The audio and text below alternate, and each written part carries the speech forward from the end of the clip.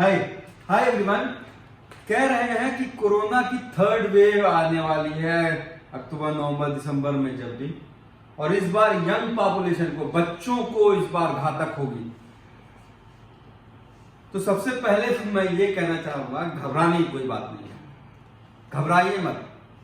घबरा के जो है और चिंता से जो है ज्यादा लोग जो है बीमार पड़ जा रहे हैं।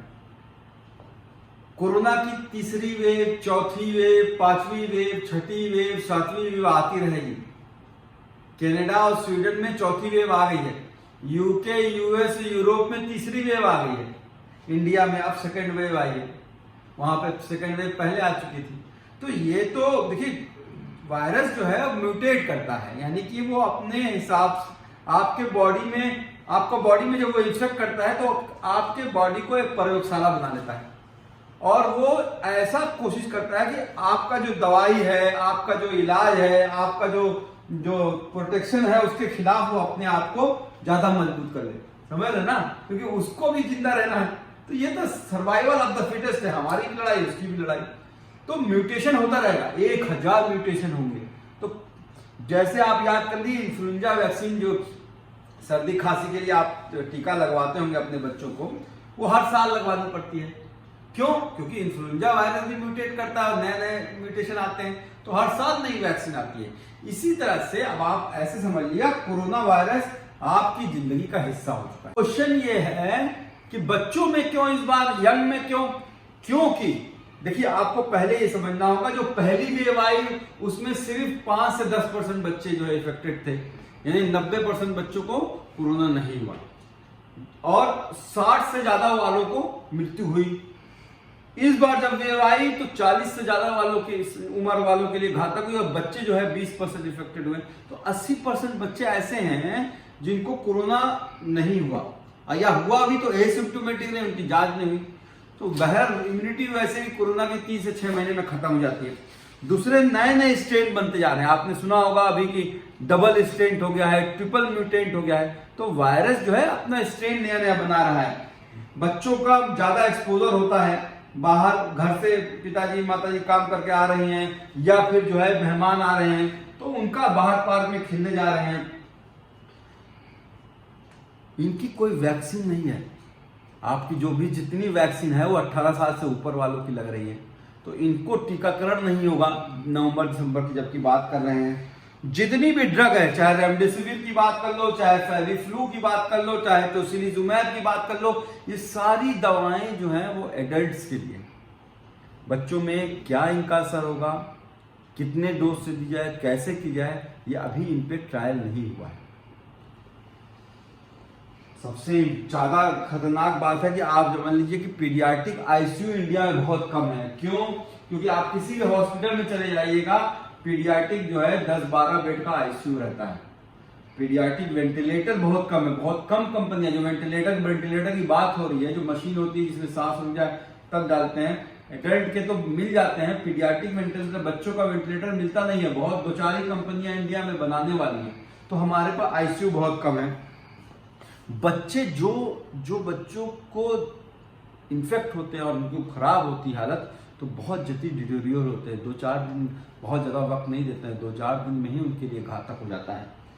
और नवंबर दिसंबर का ऐसा टाइम है जब अस्थमा बच्चों में, जिन बच्चों में अस्थमा होता है या सांस फूलने की बीमारी होती है, उनको अगर कोरोना हो जाएगा तो डेडली हो जाएगा। तो ये चीज़ें हैं जो बच्चों के लिए जो है, इस वजह से लोग साइंटिस्ट चिंता व्यक्त कर रहे हैं। सुप्रीम कोर्ट ने एक बात कही है। अच्छा, क्या करना चाहिए, प्रिपरेशन क्या करना चाहिए? तो सबसे पहले तो पेरेंट्स को ये समझना होगा कि अपने आप को वैक्सीन लगवा लें। क्योंकि आप अपने बच्चे को लेके जाएंगे तो हॉस्पिटल में, तो वहां पे तो कोरोना पहले से फैला हुआ है, तो आपको भी हो सकता है। दूसरे सबसे बड़ी बात है, क्या क्या लक्षण है बच्चों में, वो उनको समझना होगा। क्या क्या लक्षण हो सकते हैं कोरोना होगा बच्चों को? तो सर्दी होगी, खांसी होगा, बुखार होगा। बुखार बहुत तेज नहीं होता है, 100-101 के आसपास होता है। जो आंखें लाल हो जाएगी, शरीर में जो है लाली पड़ जाएगी, पेट दर्द, कुछ बच्चों में सिर्फ उल्टी और दस्त होता है, कम मतलब बदन दर्द की बात करेंगे, सुस्त हो जाएंगे। जो 6 महीने से नीचे बच्चे रहेंगे वो चिड़चिड़ाएंगे ज्यादा, दूध कम पीना, मतलब ब्रेस्ट मिल्क कम पीना, फीडिंग कम कर देंगे, और रात में भी नहीं सोएंगे, रोएंगे बहुत, अकड़ अकड़ के ऐसे ऐसे करके रोएंगे। जो और बड़े बच्चे होंगे वो सुस्त हो जाएंगे, खाना पीना छोड़ देंगे। ड्रूलिंग ऑफ सलाइवा, उनका चूंकि ऐसा नहीं होगा कि बता पाएंगे गले में दर्द हो रहा है, तो वो क्या करेंगे, उनका जो है कहेंगे खाना छोड़ देंगे, निगलने में उनको दर्द होगा, यहाँ पे सोर थ्रोट हो जाता है, और सलाइवा बहुत निकलेगा, ड्रूलिंग ऑफ सलाइवा। तो ये सारे लक्षण हो सकते हैं। और सबसे बड़ी बात बता दूं, इस वायरस के साथ बहुत नोटोरियस वायरस है, इसमें कोई भी एक लक्षण एक ही बार मतलब हो सकता है। जैसे मान लो कुछ बच्चों में सिर्फ आंख लाल होगी, तो हो सकता है उनको कोरोना हो, या आपको उस मौसम में सोचना पड़ेगा, मतलब जैसे इंडिया में इस वक्त फैला हुआ है। सिर्फ सर्दी खांसी में कोरोना हो, सिर्फ बच्चा सुस्त हो, बहुत चिड़चिड़ा रहा हो, हल्का बुखार हो, तब भी कोरोना है। तो ये आपको समझना। अच्छा, प्रिपेयर कैसे करें?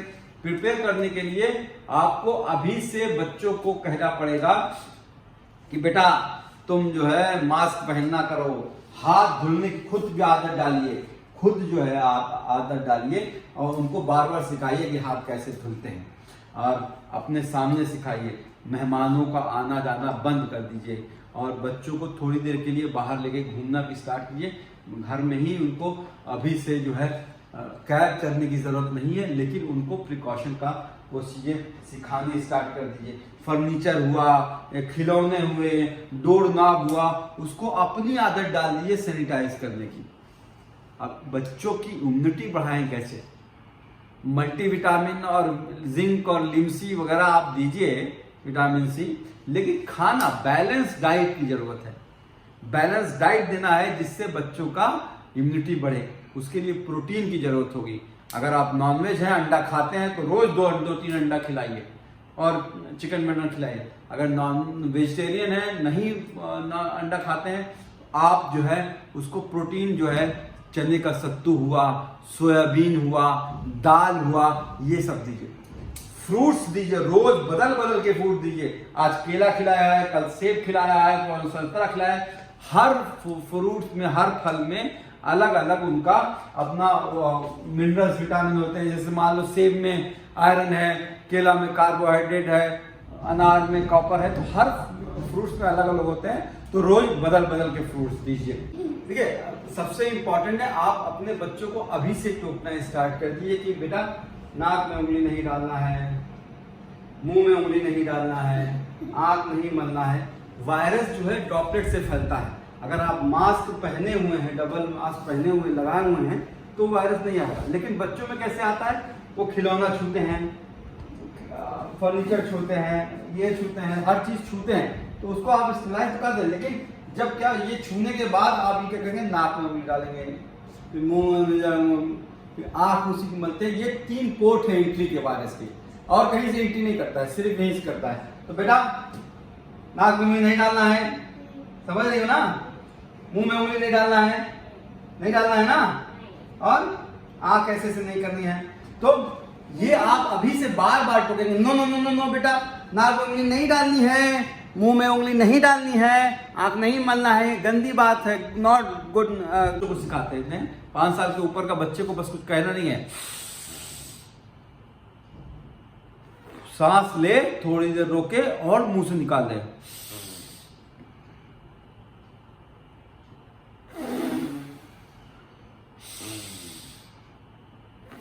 बस इतना ही एक्सरसाइज उनके लिए बहुत है। अब बाकी एक्सरसाइज करने की जरूरत नहीं है, वो बच्चे इतना खेलते कूदते रहते हैं, ठीक है ना। ये डाइट करने की जरूरत है। हाँ, डेंजर साइन आपको पता होना चाहिए, कब हम डॉक्टर के पास तुरंत भागे। आपको पता है 99% मामलों में बच्चे में ये कोरोना बहुत कुछ नहीं कर रहा है, लेकिन अगर कुछ बच्चों में ये साइन मिलने लगे, क्या क्या, फीवर जो है 5 दिन 7 दिन से ज्यादा हो रहा है, तेज फीवर आ रहा है, 103 104 बुखार आ रहा है, बच्चा कुछ खा पी नहीं रहा है, चिड़चिड़ाए जा रहा है, बच्चे को झटका आ गया, आंख पलट गई, शरीर टाइट कर लिया है किसी तरह से, पेशाब किए हुए 12 घंटा हो गया, यूरिन जो है पास किए हुए 12 घंटा हो गया है, खाना पीना एकदम छोड़ दिया है, सुस्त पड़ा हुआ है, सो ज्यादा रहा है, सांस फूलने लगी है, समझ रही है, पसलियां चलने लगी हैं, उसकी चेहरा सफेद पड़ गया है, होंठ और ये सब नीले पड़ रहे हैं, आंखों में गड्ढे आ गए हैं, आंखों में जो है बहुत ज़्यादा लाली आ गई है, पस आ रहा है, तो ये सारी चीज़ें हैं आपको फौरन, क्योंकि बच्चों में एक डिजीज़ होती है मल्टी सिस्टमिक इन्फ्लेमेटरी सिंड्रोम, जिसमें मल्टीपल ऑर्गन्स कुछ बच्चों में होता है, लेकिन रेयर होता है, लेकिन होता है। कुछ बच्चों में किडनी हेपेटाइटिस हो जाएगा, एक्यूट रीनल फेल्योर हो जाएगा, लंग में निमोनिया हो जाएगा। तो ये मल्टीपल ऑर्गन में इन्फ्लेमेशन करता है, लीवर, किडनी, लंग, समझ रहे ना आप। मायोकार्डाइटिस, हार्ट में मायोकार्डाइटिस होती है, कुछ बच्चों को स्ट्रोक तक आ जाता है। तो ये तो बच्चों की प्रिपरेशन हो गई, पेरेंट्स की प्रिपरेशन हो गई। अब आप जितनी भी कोशिश कर लोगे, क्योंकि वातावरण में हो रहा है, और अभी सीडीसी ने कहा है कि कोरोना का वायरस जो है एयरबॉर्न भी हो गया है, यानी कि मतलब 6 फीट की दूर से भी तैर के जा सकता है। तो मेरे ख्याल से इस पेरेंट्स को तो प्रिपेयर होना चाहिए, सरकार को भी प्रिपेयर होना चाहिए, गवर्नमेंट को भी अभी से इस बात को प्रिपेयर होना चाहिए दिसंबर जनवरी के लिए कि क्या करे, क्या करना चाहिए गवर्नमेंट को। एक तो अवेयरनेस बढ़ाएं, गांव गांव गांव गांव शहर शहर हर बात को ये पहुंचाएं कि 2 गज की दूरी, मास्क पहनना जरूरी, हाथ धोना वो जरूरी कंटिन्यू करें। फाइजर की वैक्सीन जो है कनाडा में स्टार्ट हो गई है लगनी 12 साल से ऊपर, यूएस यूके में भी ट्रायल चल रहा है, आप भी दीजिए, आप भी 12 साल के ऊपर बच्चों को जो है लोगों को वैक्सीन लगने का ट्रायल फाइजर का रिकमेंड कीजिए। आईसीयू बेड बढ़वाइए, बहुत जरूरी है, वेंटिलेटर्स, आईसीयू बेड। ऐसा ना हो कि भाई दिसंबर की जो हमने हालत देखी है कि 12, 13, 14 अप्रैल के बाद एक सुनामी आई और ऑक्सीजन की कमी हो गई, हॉस्पिटल भर गए, लोग बाहर सड़क मतलब हॉस्पिटल के बाहर दम तोड़ने लगे। खुदा ना खास्ता, भगवान ना करे ऐसी नौबत आए कि बच्चे ढेर सारे बीमार हो रहे हैं और हॉस्पिटल में भागे आए, तब आपके पास बेड ही ना हो, तब आपके पास वेंटिलेटर ही ना हो।